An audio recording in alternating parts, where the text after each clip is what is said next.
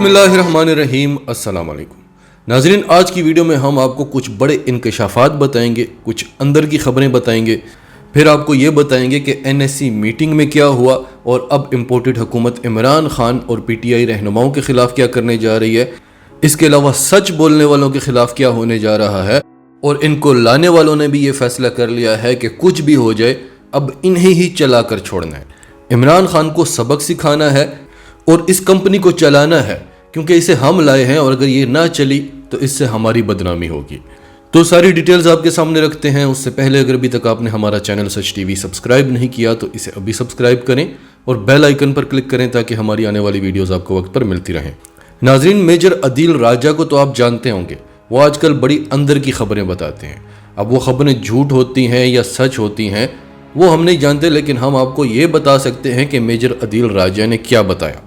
Major Adeel राजा ने कहा कि गालिबन 3 दिन पहले army chief general Qamar Javed Bajwa, वज़ीर आज़म शहबाज शरीफ और जनरल फैज़ हमीद की एक मुलाकात हुई।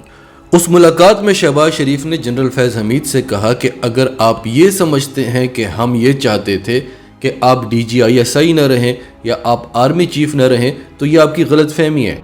अगर आप चाहें तो आप इसी वक्त दोबारा से DGISI बन सकते हैं, हमें उस पर कोई एतराज़ नहीं है। और अगर आप आर्मी चीफ भी बनते हैं तो मुस्लिम लीग नून को इस पर कोई एतराज़ नहीं है। लेकिन जनरल फैज़ हमीद ने यह ऑफ़र मुस्तरद कर दी और उन्होंने कहा कि मैं कोर कमांडर पेशावर के ओहदे पर बड़ा खुश हूँ, अपना काम पूरी ईमानदारी से कर रहा हूँ, क्योंकि पहले ही बड़ी अफवाहें फैल चुकी हैं जनरल फैज़ हमीद के ख़िलाफ़ कि जनरल फैज़ हमीद को आर्मी चीफ बनाया जा रहा था, इसलिए इमरान खान को हटाया गया। इमरान खान के इस्टेब्लिशमेंट के साथ ताल्लुकात वहाँ से ख़राब हुए थे जब जनरल फैज़ हमीद को DGISI के ओहदे से हटाया गया था। तो पहले ही जनरल फैज़ हमीद के बारे में बड़ी अफवाहें फैली हैं, तो जनरल फैज़ हमीद ने कहा कि मैं जहाँ हूँ मैं वहाँ खुश हूँ। फिर नेशनल सिक्योरिटी कमेटी की जो मीटिंग हुई उस हवाले से कुछ दोस्त सहाफ़ियों ने कुछ इन्फॉर्मेशन दी है। वो कहते हैं कि इम्पोर्टेड हुकूमत ने ताकतवर लोगों से कहा कि आप हमें कोई टास्क दें। राना सनाउल्लाह तैयार बैठा हुआ है और राना सनाउल्लाह इन कामों का मास्टर है। अगर आप उसको बैक करते हैं तो वो बड़ा कुछ कर सकता है, क्योंकि जो अल्फाज आपके ख़िलाफ़ इमरान खान इस्तेमाल करते हैं वो हमसे बर्दाश्त नहीं होते। हमें रात को नींद नहीं आती। आपका किरदार है, आपकी पर्सनैलिटी है, आपकी खिदमत है इस मुल्क के लिए, और आपके ख़िलाफ़ वो इस तरह के नाम इस्तेमाल करता है, आपको न्यूट्रल्स कहता है। और न्यूट्रल्स कह के वो क्या कुछ कहता है, न्यूट्रल्स ये न्यूट्रल्स वो, हमें रात को नींद नहीं आती।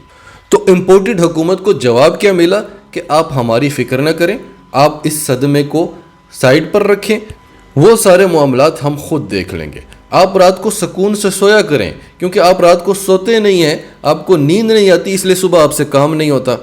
आप जो हमसे टास्क मांग रहे हैं वो टास्क ये है कि इकॉनमी को ठीक करें, IMF को राज़ी करें, क्योंकि उंगलियां हम पर उठ रही हैं कि हम आपको क्यों लेकर आए। हमारी तरफ से आपके लिए ये टास्क है, बाकी आप जो कुछ भी करना चाहते हैं आपकी हुकूमत है, हर काम पे आपको हमारी बैक की ज़रूरत नहीं होनी चाहिए। तो इम्पोर्टेड को बैक करने से तो इनकार कर दिया गया, लेकिन वो जो करना चाहते हैं उससे मना नहीं किया गया। और फिर इस मीटिंग के बाद सूबाई वजीर मलिक अहमद खान का कहना है कि PTI रहनुमाओं के खिलाफ आर्टिकल 6 और हत्या के इज्जत के मुकदमात दर्ज कराने के लिए मुशावरत जारी है और हमें यह सब कुछ करने के लिए किसी रियासती इदारे से इजाज़त नहीं लेनी, क्योंकि तमाम सबूत हमारे पास मौजूद हैं। उन्होंने कहा कि फवाद चौधरी, कासिम सूरी और उमर चीमा समेत PTI के दीगर रहनुमाओं ने आइन शिकनी की है, इनके खिलाफ आर्टिकल 6 के तहत कार्रवाई होनी चाहिए, जबकि झूठी खबरें फैलाने वालों के खिलाफ हत्या के इज्जत के मुकदमात चलाने पर गौर कर रहे हैं। इस पर बात करते हैं, उससे पहले आपको बताते हैं कि उन्होंने मजीद कहा कि PTI वाले इस्तीफ़ों का ऐलान करके भी तनख्वाहों और मेडिकल बिलों के लिए स्पीकर की मिन्नतें कर रहे हैं, इनको शर्म और हया करनी चाहिए। अब नाजरीन, इनको रात को नींद नहीं आती अगर कोई न्यूट्रल्स का वर्ड इस्तेमाल करे। इसमें कोई शक नहीं है कि इदारों के खिलाफ बात नहीं करनी चाहिए, लेकिन PTI रहनुमाओं ने इदारों के खिलाफ लोगों को ना वरगलाने की कोशिश की है, ना उनके खिलाफ नारे लगवाए हैं। अगर आपको नींद नहीं आती, आप गद्दारी के मुकदमात दर्ज करवाना चाहते हैं, तो पहले तो नवाज शरीफ पर मुकदमात बनते हैं। जिस तरह से वो भारत का साथ देता था, जिस तरह से वो पाकिस्तान के राज दुनिया को बताता था, फिर जरदारी पर मुकदमात बनते हैं, मेमो गेट वालों पर बनते हैं, मरियम नवाज पर बनते हैं।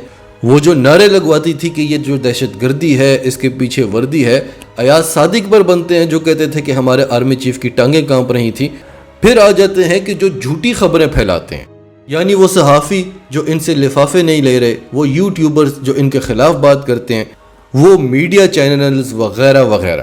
اگر بات جھوٹی خبروں کی ہے تو سب سے پہلے تو نون لیگ کے رہنماؤں کو پکڑیں جو کہہ رہے تھے کہ عمران خان تیل بہت مہنگا بیچ رہا ہے، قوم کے ساتھ زیادتی کر رہا ہے۔ پھر حکومت میں آنے کے بعد آپ کہنے لگے کہ عمران خان تیل بہت سستا بیچ رہا تھا، قوم کے ساتھ زیادتی کر رہا تھا۔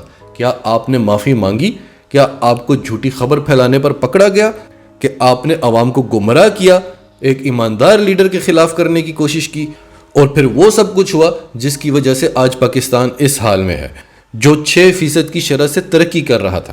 حکومت میں آنے کے بعد بھی رانا ثناء اللہ، ایاز صادق، مفتاح اسماعیل، مریم نواز گارنٹیز دیتے رہے کہ کچھ بھی ہو جائے ہم تیل کی قیمتیں نہیں بڑھائیں گے، بلکہ وہ بھی چھوڑیں، مفتاح اسماعیل صبح کہتے ہیں کہ قیمتیں نہیں بڑھیں گی اور رات کو بڑھا دیتے ہیں۔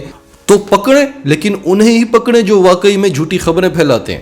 اور پھر آخر میں جو آپ نے کہا کہ پی ٹی آئی والے استعفوں کا اعلان کر کے بھی تنخواہوں اور میڈیکل بلوں کے لیے اسپیکر کی منتیں کر رہے ہیں، ان کو شرم اور حیا کرنی چاہیے۔ اس پر شرم اور حیا آپ کو کرنی چاہیے کہ وہ وزیر، وہ ایم این ایز، وہ آج تنخواہیں مانگ رہے ہیں، میڈیکل بل مانگ رہے ہیں۔ اس کا مطلب ہے کہ انہوں نے اربوں کی کرپشن نہیں کی، ان کے حالات خراب ہیں۔ آپ کو تو حیران ہونا چاہیے اس چیز پر کہ ایک شخص جو 3.5 سال سے وزیر ہے یا ایم این اے ہے، اس کو تنخواہ کی ضرورت ہے۔ ناظرین، آپ کی سب کے بارے میں کیا رائے ہے؟ کمنٹس میں اپنی رائے کا اظہار کرتے رہیں، اور اگر آپ ہمارے چینل پر نئے ہیں تو ابھی سچ ٹی وی کو سبسکرائب کریں، سچ ٹی وی فیملی کا حصہ بنیں، اور ہماری ویڈیوز پسند آئیں تو انہیں لائک کریں، شیئر کریں، تاکہ زیادہ سے زیادہ لوگوں تک یہ میسیجز پہنچتے رہیں۔